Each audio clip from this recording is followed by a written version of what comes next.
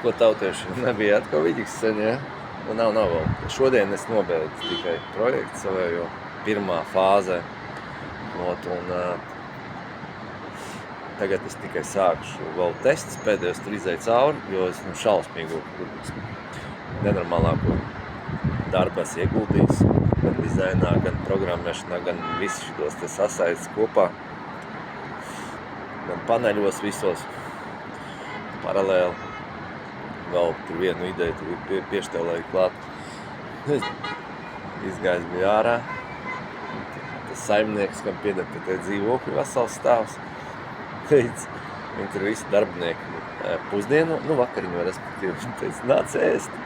Es saku, nē, jāstrādā, nav laika. Tad nezinu, ko 11 cilvēki bija, visi strādnieks, visi paroja. Tur tās vielas galds bija pilns rēģi un visi sāli. Tā kā tas ir tāds maziņš updatiņš un tā kā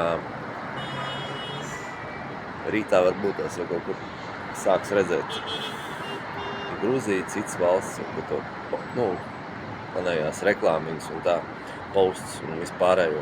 Tā kā skatīsimies rezultātu. Es domāju, ka rezultāts būs diezgan iespaidīgs. Mana intuīcija saka, ka būs šāviens labs. Ja man intuīcija saka, man parasti nekad nepievīd, bet redzēsim.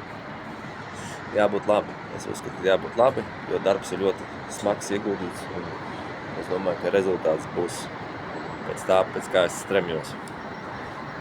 Uz drīz tikšanos visiem. Drīz būs jauns vidžiks. Lai visiem jauka diena, lai visiem jauks vakars.